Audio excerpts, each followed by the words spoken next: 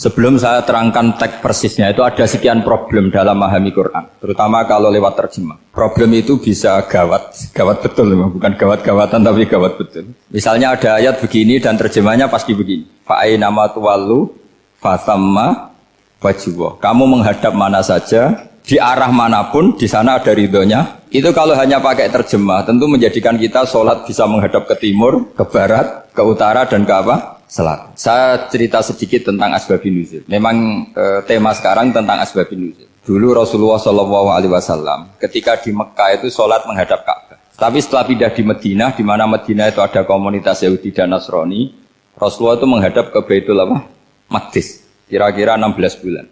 16 sampai 17 bulan. Semua riwayat itu kisarannya hanya 16 sampai berapa? 17 bulan.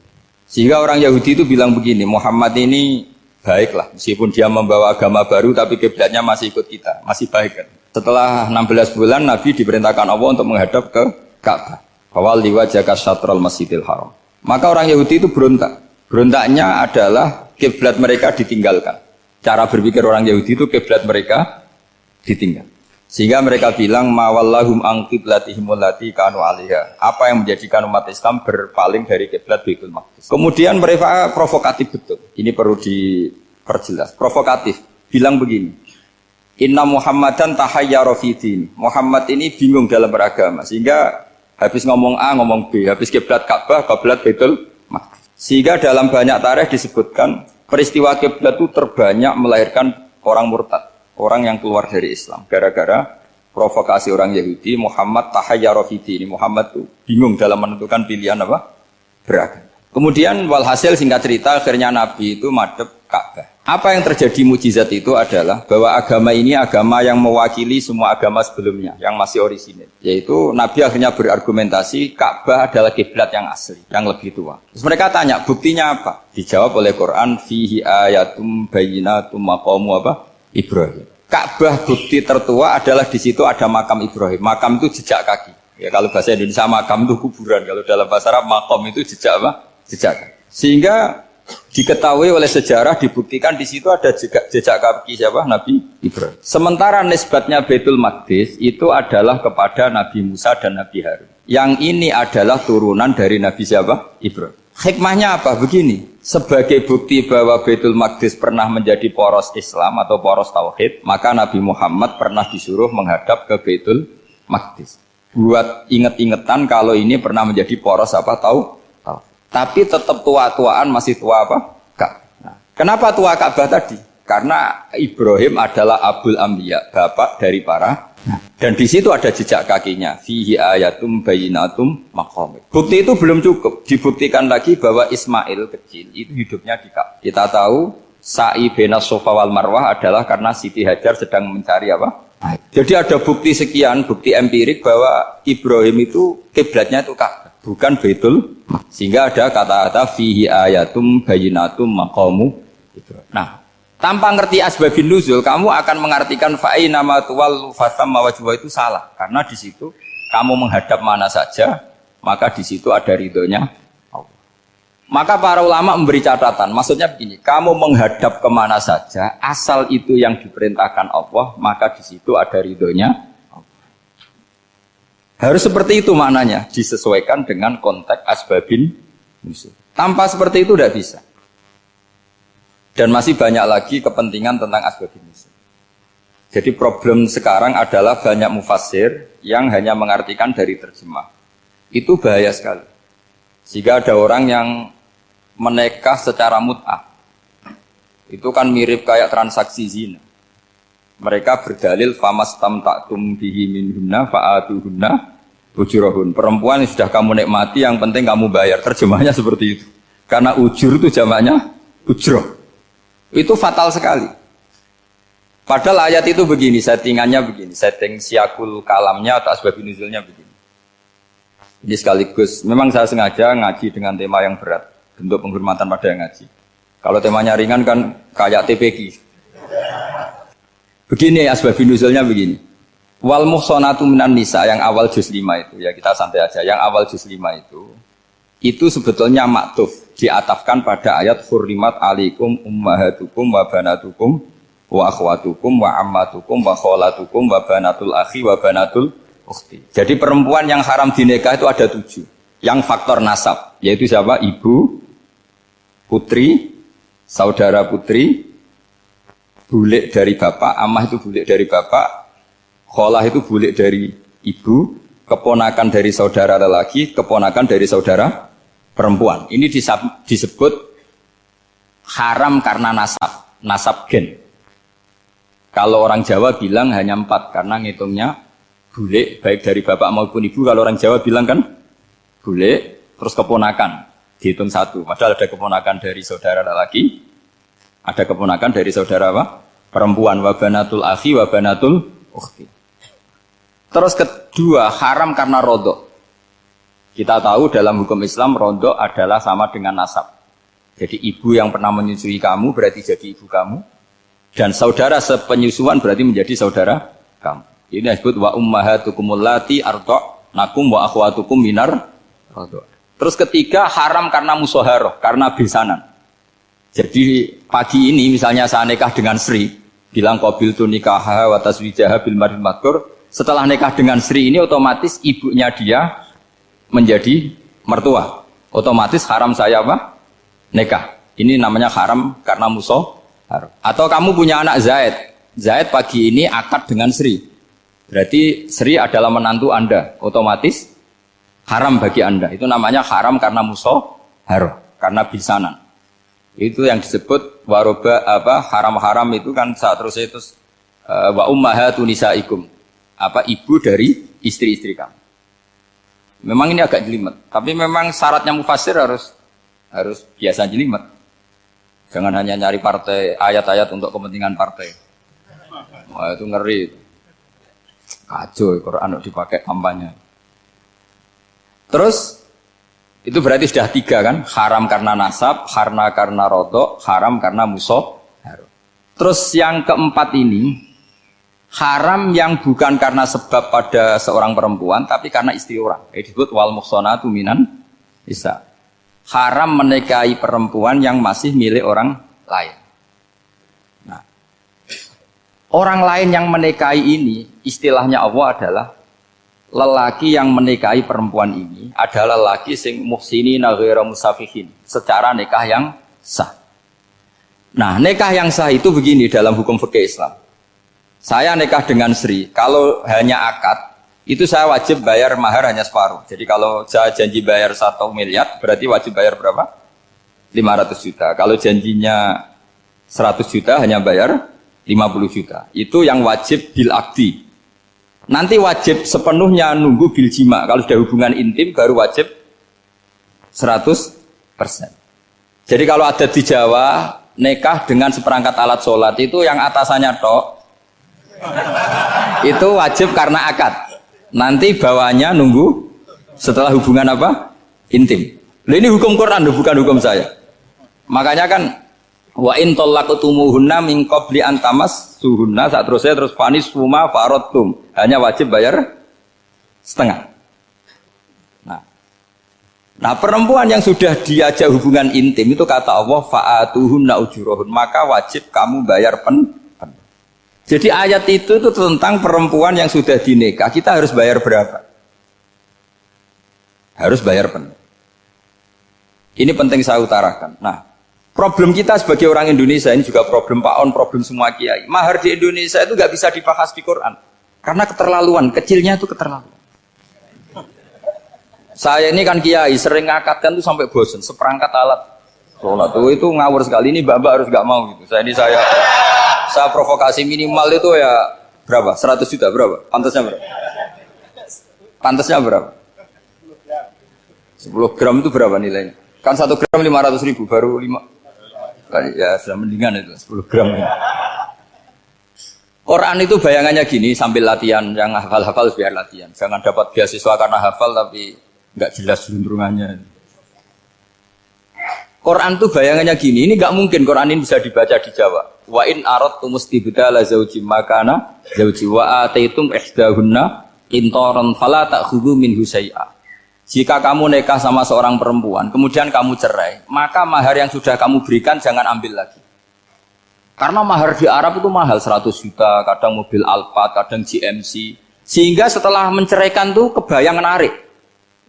Kok enak dulu saya memberikan itu kan karena dapat servisnya. Sekarang sudah saya cerai, saya tarik.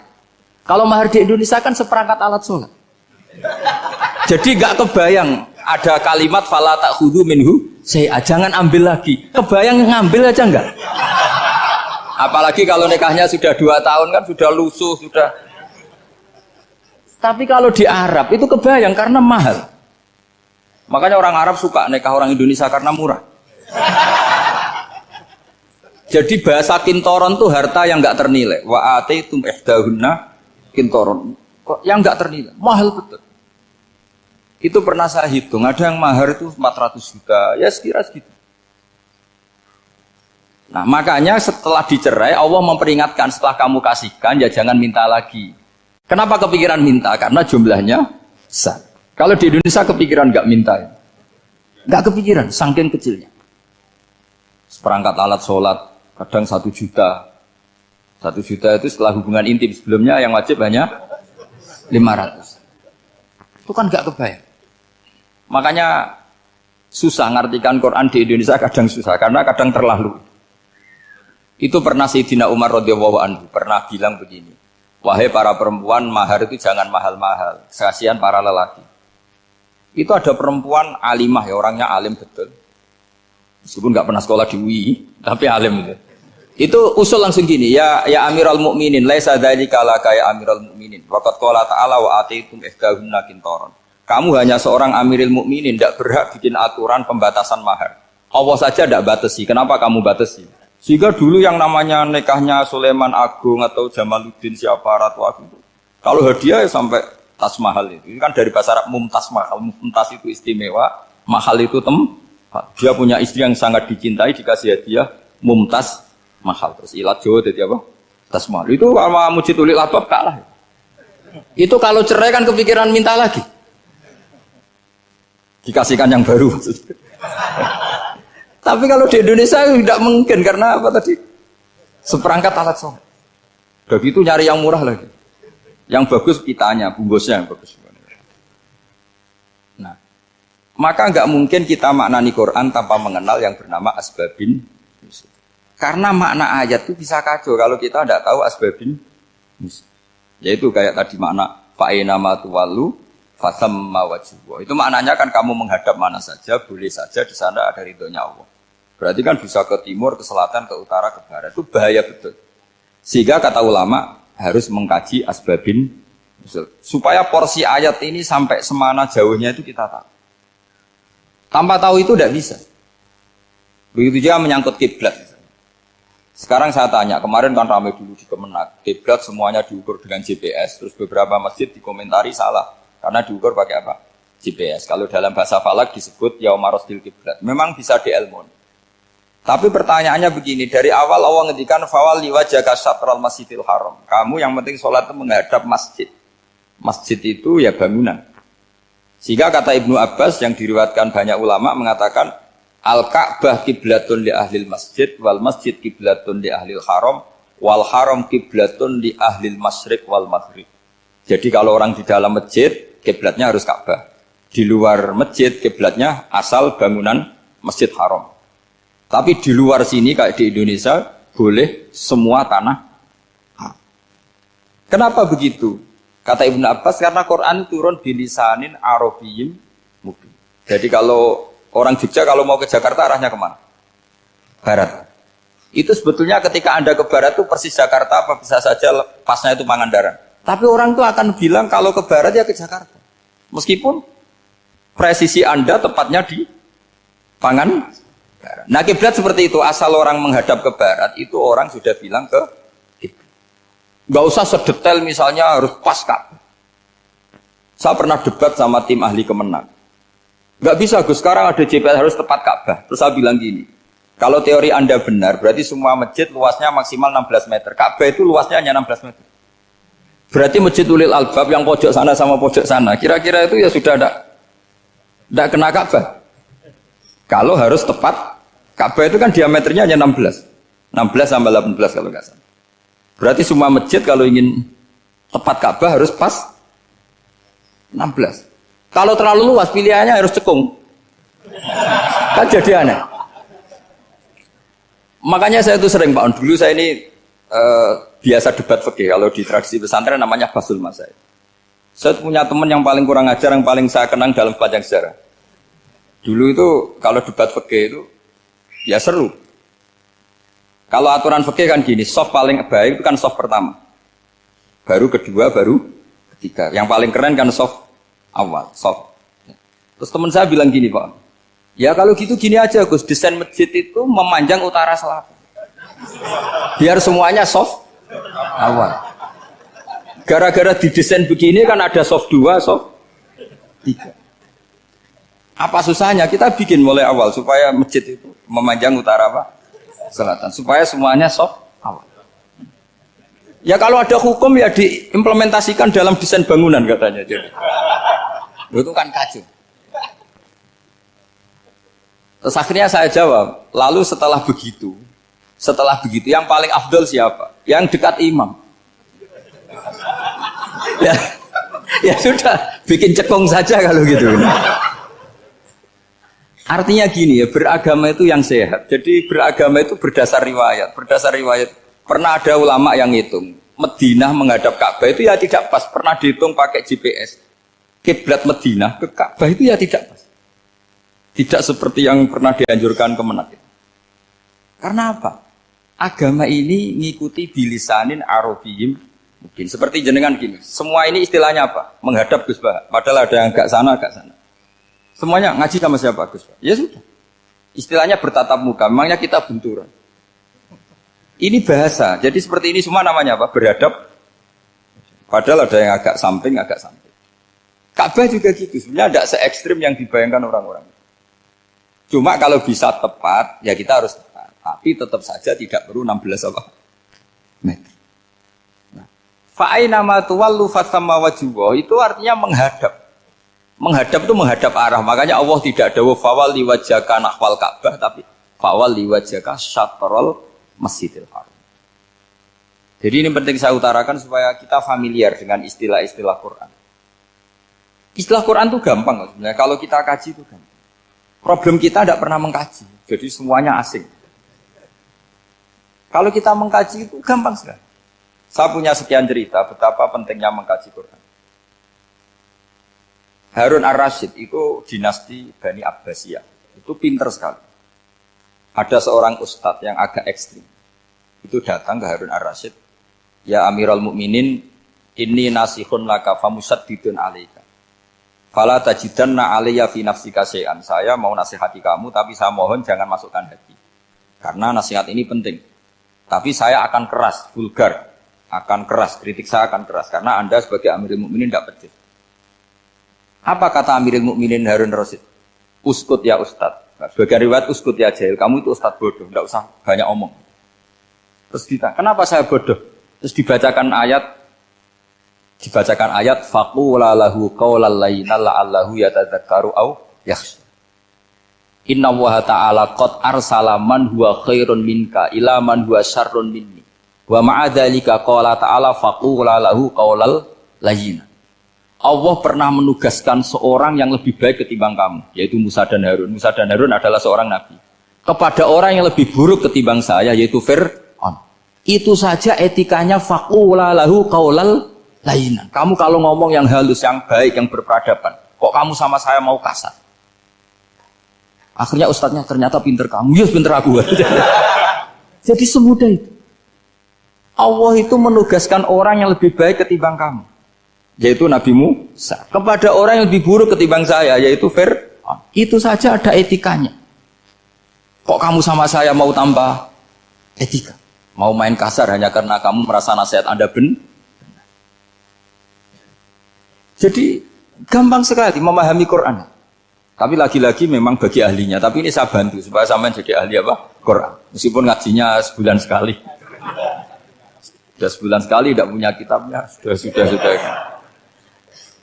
Jadi ulama dulu kalau belajar Quran itu gampang sekali.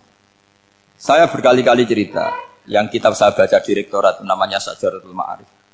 Itu kalau cerita bikin judul itu enak sekali. Babuna fil ibad bikulil bilad. Bab seseorang di mana saja hidupnya harus bermanfaat.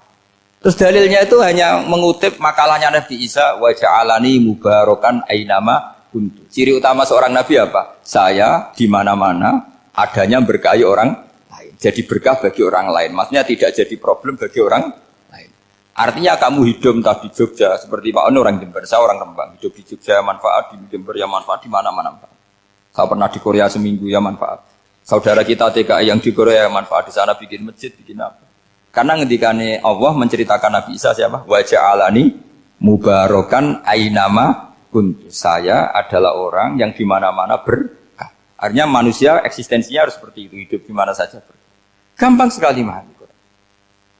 Pernah Imam Syafi'i ditanya, kalau kamu nggak kehilangan air atau nggak ada air di satu daerah, cari-cari dulu sampai nggak ketemu. Setelah nggak ketemu air, baru kamu boleh tayam. Imam Syafi'i ditanya, apa dalilnya harus mencari dulu? Kalau nggak ada air ya langsung tayamum saja. Kenapa harus nyari-nyari dulu? Jawabnya Imam Syafi'i itu gampang sekali. Qala ta'ala falam tajidu ma'an. Kemudian kamu tidak menemukan air. Di mana-mana tidak menemukan setelah mencari. Kalau belum mencari namanya tidak tahu. Kan ayatnya kan falam tajidu ma'an. Kemudian kamu tidak menemukan air. Tidak menemukan tuh nyari dulu apa langsung ambil sikap? Nyari dulu baru kesimpulannya tidak ketemu. Kalau belum pernah nyari namanya tidak tahu. Segampang itu ulama dulu memahami Quran karena konstruksinya utuh. Yaitu mereka tahu betul bahwa Quran itu bilisanin Arabiyim. Ketika Futuhat Syam. Syam dulu itu dikuasai tentara Romawi. Era Sayyidina Umar Futuhat. Yerusalem dikuasai tentara Islam. Itu awal Sayyidina siapa? Umar radhiyallahu anhu. Ketika Futuhat mau ada pesta besar-besaran. Tapi Umar menolak. Ketika menolak, kenapa Anda menolak? Beliau hanya baca ayat Innallaha ta'ala ayyara qauman faqala adhabtum thayyibatikum fi hayatikumud dunya. Allah itu mengkritik satu komunitas kaum yang zaman di dunia menghabiskan semua kenikmatan. Maka kita tidak perlu syukuran besar-besaran. Jangan-jangan jatah kita di akhirat kita habiskan di dunia. Itu adhabtum thayyibatikum fi hayatikumud. Semudah itu. Semudah itu ulama. Rasulullah pernah dahar, pernah makan. Makan karena 3 hari gak makan, cara di Indonesia gak makan nasi, gak makan daging, sudah lama sekali. 3 hari Nabi itu hanya makan kurma dan air putih. Pernah Nabi gak makan roti sampai 3 hari. Kalau Indonesia mungkin gak makan nasi. Di hari ketiga, ada sahabat yang berbaik hati, Nabi disembelihkan kambing, dipotongkan kambing, Nabi disuruh dahar. Itu baru dahar setengah piring, Nabi berhenti. Ketika ditanya, setengah piring itu kan sudah kuat. Untuk sholat, untuk apa sudah kuat. Ditanya, ya Rasulullah kenapa berhenti? Bukankah engkau tidak makan ini 3 hari? Nabi menjawab, walatus alunna yawma idzin anin na'im. Semua nikmat yang saya rasakan nanti ada pertanggungjawabannya. Makanya saya tidak ingin banyak-banyak. Wah itu kalau diterapkan di sini nggak populer. Makanya saya tahu gayanya ngaji Quran itu nggak siap dengan konsep-konsep Quran ini. Jadi segampang itu orang dulu. Nah karena apa ya itu tadi mereka tahu asbabun nuzul. Quran itu diturunkan dalam konteks apa, lafadz ini arahnya kayak apa, mutlak muqayyadnya kayak apa, muhkam mutasabihnya kayak apa, nasah mansuhnya kayak apa. Nah sedikit saya cerita ini mungkin contoh terakhir supaya agak lama-lama, nanti bingung kalau lama. Yang bingung ya saya, bingung cara memahamkan. Jadi kalau guru itu kan bingung cara memahamkan, kalau murid bingung cara memahami. Gak tahu tingkat kebingungannya sama. Kalau guru itu bingung cara memahamkan. Kalau murid bingung cara. Jadi ini pertemuan 2 kelompok bingung. Yang satu bingung cara memahamkan, yang satu bingung cara. Kalau orang ekstremis bingung cara merusak suasana. Itu gak benar itu. Ada loh. Rasulullah itu nabi. Itu paling pusing yang ngadepi orang-orang yang ekstrim. Karena apa? Cara berpikir itu lompatannya itu enggak tertib. Jadi Nabi itu cara berpikir itu kecerdasan nubuah. Sementara orang ekstrim cara berpikir itu kecerdasan nafsu. Bukan kecerdasan manusia. Kalau manusia masih baik nafsu. Misalnya begini, kalau dalam tradisi nubuah itu. Saya dengan Pak Anu berteman lama. Mulai tahun 2000 berapa. Itu kalau Pak Anu bertamu ke saya, harusnya tidak usah tak kasih makan. karena sudah dekat. Tapi kalau kenalan baru itu dikasih makan, disangoni. Jadi Nabi itu perilakunya agak unik. Akhirnya ada orang yang cara berpikir itu dangkal. Ya Rasulullah ini tidak fair. Yang iman lama tidak diservis, yang iman baru diservis. Cara berpikir Nabi begini. Orang Ansor itu kan sering memberi Nabi. Perjuangannya Nabi ditopang orang apa? Ansor. Donatur lah, kira-kira orang Ansor itu donatur. Donatur itu keren. Karena donatur itu artinya al-yadul ulya khairum al-yadis. Sehingga ketika Nabi sudah menguasai negara, menguasai Mekah, Madinah, sudah futuhat, itu orang Ansor tetap nggak diservis. Yang diservis Nabi itu orang-orang baru masuk Islam, disebut wal mu'allafati qulubuhum atau Islam mu'allaf. Ada 1-2 orang yang protes, tentu yang nggak pinter. Tukang protes pasti tidak pinter. Wong iskal-iskalnya sendiri, otaknya nggak sampai-sampainya sendiri, orang lain disuruh jawab. Makanya di sini tidak ada tanya jawab, nanti iskal-iskal kamu sendiri, bingung-bingung kamu sendiri, saya disuruh jawab. Berarti Gus Pak nggak mau ditanya, ya memang nggak mau karena tadi jawab sendiri aja, nanti pinter sendiri, kapan-kapan pinter sendiri. Akhirnya tanya begini, cara tanya gini, ya Rasulullah, ini nggak fair. Orang sudah Islam lama setelah negara terbuka milik Anda, setelah kita menang, setelah kita menguasai negara, tidak kamu servis. Sementara yang baru Islam kamu, Nabi itu bertanya senyum-senyum, rileks saja. Lama-lama tambah ekstrim pertanyaannya. Kata Umar, ya Rasulullah saya beri izin untuk membunuh orang ini. Umar itu pikirannya karena mangkel lo Nabi. Nabi jangan. Kalau kamu bunuh, nanti apa kata orang banyak? Inna Muhammad dan yaqtulu ashabah. Dikira Muhammad membunuh sahabatnya sendiri. Nabi masih mendengar. Komplainnya masih dengar. Lama-lama Nabi memberi penjelasan. Kamu ini orang Ansor. Kamu biasa memberi saya, memberi dana perjuangan. Memberi itu hebat. Saya tidak ingin menurunkan grade Anda. Grade sebagai pemberi, berarti kelasnya elit. Sekarang menjadi penerima. Itu tidak bagus.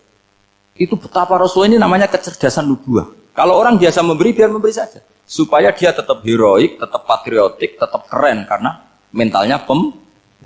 Jangan sampai dari mental memberi, kemudian mentalnya peminta. Jadi kalau Pak On jadi tim suksesnya Pak Jokowi itu ya tidak minta-minta. Kalau dulu kampanye ya kampanye saja. Biar memberi terus nggak pernah minta. Meskipun akhirnya ya gelong.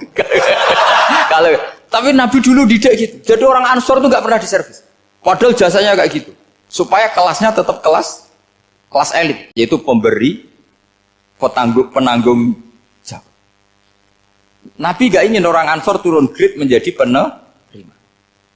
Orang-orang yang cerdas nubuah menerima konsep Nabi seperti itu. Lo tanya sama Pak On, saya dadani terjemahan UI itu puluhan tahun sama Pak Zin. Itu beliau ke kontrakan saya ke rumah beliau. Tidak pernah berharap apa. Saya sangat tertutup. Bukan apa-apa ya, kalau ingin memberi saja. Kontribusi saya pada Al-Quran. Saya tidak kepikiran mendapat. Supaya heroik. Tapi orang-orang yang cerdas amatir tadi, ini nggak fair. Wong yang memberi lama kok dapat servis sedikit. Nah, sekarang itu problem zaman akhir sudah mulai seperti itu. Nah, orang ini namanya Dzul Khuwaisirah. Ini yang nanti punya anak turun Khawarid. Khawarid itu orang yang ibadahnya hebat, tapi cara berpikir tentang nubuah salah. Kalau orang lagi Khawarid itu orang yang ibadahnya hebat, tapi cara berpikir nubuah salah. Nubuah itu unik. Nubuah itu cara berpikir tadi. Apa ya? Melihat sesuatu yang benar biar benar terus itu. Yaitu tadi, mental memberi itu ya biar memberi terus, tidak usah di-share. Maka ketika Abu Bakar jadi khalifatul Rasulullah, itu ada sistem kepegawaian. Itu gajinya Umar yang sudah Islam lama, gajinya Abu Bakar yang sudah Islam lama. Itu sama Abu Sufyan sama, padahal Islamnya Abu Sufyan baru setelah Fathu Mekah, kira-kira baru setahun.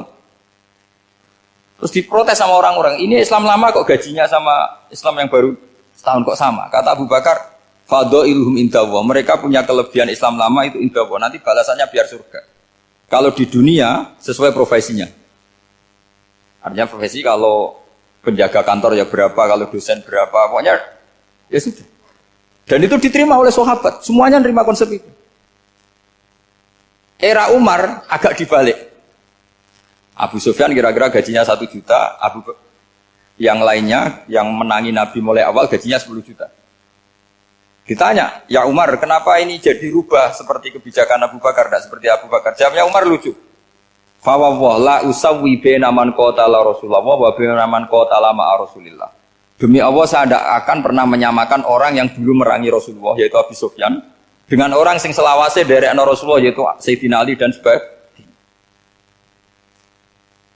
Ini penting. Artinya ketika gajinya orang saya seperti Ali radhiyallahu anhu itu tinggi itu bukan karena lamanya Islam, tapi karena lamanya iman. Jadi mulai dulu ijtihad itu ada dan dulu dia biasa saja. Karena tadi ada kecerdasan nubuah. Saya ulang lagi, ada kecerdasan apa? Sekarang itu kecerdasan tomak atau kecerdasan nafsu. Itu kalau sampai ngaji kitab tasawuf, itu bab bakhil itu tidak ada. Menurut kitab tasawuf, medit itu tidak ada, kikir itu tidak ada.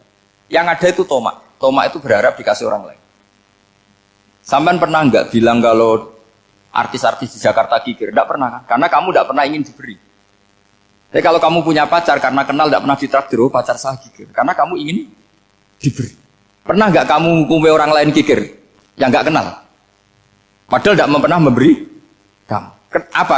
Karena kamu tidak pernah ini. Coba sekarang kamu saya tanya, ini latihan cerdas. Definisi kikir itu apa coba? Nggak pernah memberi kamu kan? Artis-artis Jakarta, tokoh-tokoh nasional pernah nggak memberi kamu? Enggak kan? Tapi tidak pernah kamu vonis kikir karena kamu tidak pernah tomak. Tapi pacar kamu, kok amin ditraktir terus, atau istri kamu, atau mertua kamu, kok tidak ngasih warisan, kamu bilang kikir enggak? Sebabnya kikir betul apa karena kamu tomak, berharap? Tomak. Maka di kitab tasawuf itu enggak ada bab kikir, yang ada bab tomak. Karena asal usul menvonis orang kikir itu karena tamak. Maka jangan banyak kenal orang, nanti banyak hukum kamu. Sombong juga gitu, di tasawuf itu enggak ada bab sombong. Karena orang hukumi orang lain sombong itu karena kamu ingin dihormati. Ada orang enggak kenal, terus lewat saja enggak tanya kamu bilang sombong enggak kan? Tapi kalau kenal, oh sombong betul, kenal enggak tanya kan gitu. Jadi tasawuf itu sisi unik dari khazanah Islam. Makanya di tasawuf itu enggak ada kritik terhadap kikir. Ya tentu kikir itu buruk, pasti ya kikir itu buruk. Tapi enggak perlu dikritik, jangan-jangan yang salah kamu. Mau kenal Pak On di PPAI terus ingin jadi sekretarisnya, terus ingin kenal Pak Jokowi ingin jadi menterinya, nanti kenal rektor ingin jadi pegawainya. Ketika gak diturutin bilang Pak Rektor kikir. Tapi orang lain ya kak pernah berharap, mungkin gak menvonis Pak Rektor atau Pak On ini kikir, enggak kan? Berarti vonis kikir itu status orang itu apa gak kesampaian niat kamu? Memang agak jelimet ilmu tasawuf itu, tapi itu unik, itu bagian dari khazanah apa? Islam. Makanya Rasulullah itu sering isti'adah minta perlindungan wa min toma'en fi ghairi matma'in. Ya Allah, saya tidak ingin berkeinginan yang tidak layak. Karena semua dunia ini dimulai dari keinginan. Coba kamu protes negara itu karena apa? Ingin makmur, sejahtera tanpa kerja, sehingga nyalakan menteri keuangan, menteri ini itu. Makanya kalau guyonannya ulama tasawuf gini, tak beri bocoran, guyonannya orang tasawuf. Begini guyonannya. Anta lam tajid min nafsika kullama turid fa kaifa turidu min ghairika kullama turid. Kamu yang punya keinginan saja tidak bisa memenuhi apa yang kamu inginkan. Kenapa keinginan itu kamu timpakan ke orang lain untuk memenuhi kamu? Wong kamu yang punya keinginan saja tidak bisa mewujudkan. Kenapa keinginan Anda kamu timpakan, bebankan orang lain untuk memenuhi keinginan Anda? Misalnya kamu, Gus saya ini goblok, tolong pinterkan. Wong kamu yang ini saja tidak bisa. Kok menyuruh saya? Jadi kalau tiap tasawuf itu unik. Seperti kamu mencintai istri tulen, itu ingin kan dicintai istri tulen. Kamu sendiri kan nggak bisa cinta tulen, masih pelengahan sana sini. Kamu pacaran, ingin pacar kamu setia. Ternyata kamu bikin sekian alternatif. Kalau putus ini punya ini, putus ini. Tapi kamu ingin ini setia, kan nggak fair. Makanya guyonanya orang tasawuf itu, anta lam tajid min nafsika kullama turid, fa kaifa turidu min ghairika kullama turid. Gampang tuh apalah nih, pokoknya ratrit gitu aja gampang. Jadi kamu yang punya keinginan saja tidak bisa memenuhi. Kok orang lain disuruh memenuhi.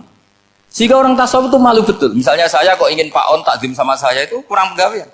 Kalau saya ingin ditakdimi saya menakdimi diri saya sendiri. Makanya berbahagialah orang yang ngilu terus saya ganteng sendiri ya Allah. Saya kaya sendiri. Menunggu orang lain bilang kamu kaya itu repot. Menunggu orang lain bilang kamu hebat itu, ya sudah bilang aja, ya Allah saya hebat, ya Allah saya ganteng, ya Allah saya cantik. Daripada menunggu orang lain bilang apa?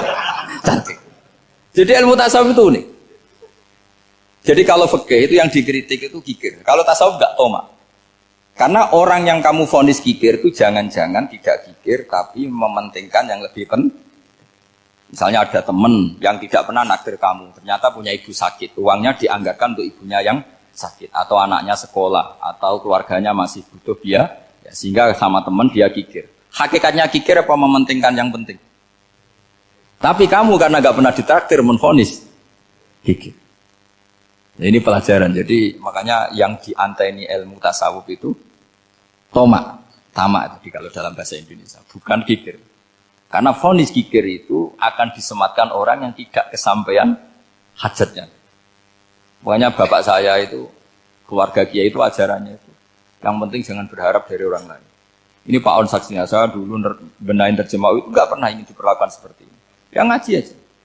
Karena pikirannya keluarga kiai itu sederhana. Kalau ngamal ya ngamal saja. Ngamal itu heroik. Makanya buyut-buyut kita semua ini kan pahlawan semua. Membela negara Indonesia jadi merdeka. Ya nggak pernah kebayang jadi presiden, menteri.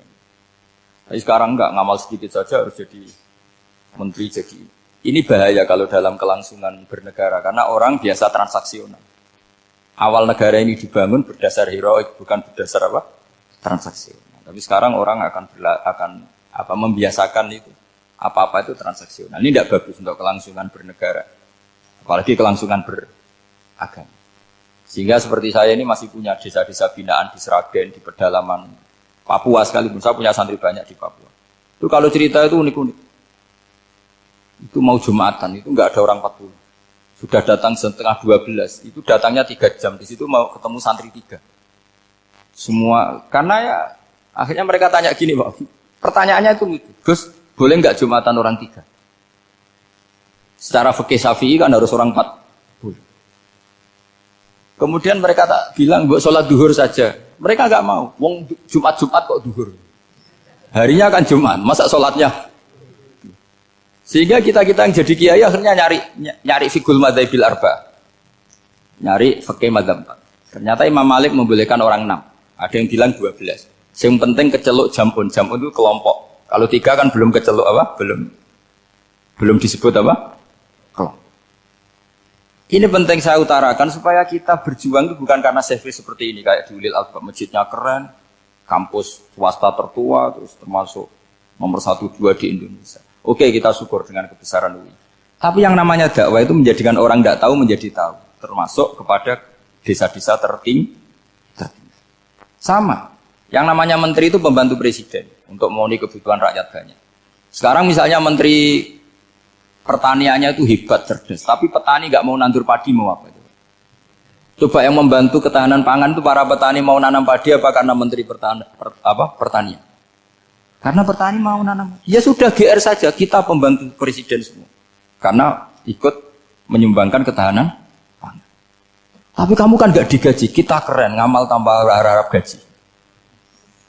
Ini penting supaya Anda itu nggak hati kecil gitu.